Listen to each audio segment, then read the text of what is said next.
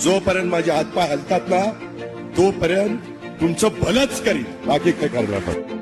मी काम करून दाखवलं. मी कामाचा माणूस आहे. मी कामाचाच माणूस आहे. दुःख कसे आले विठ्ठला,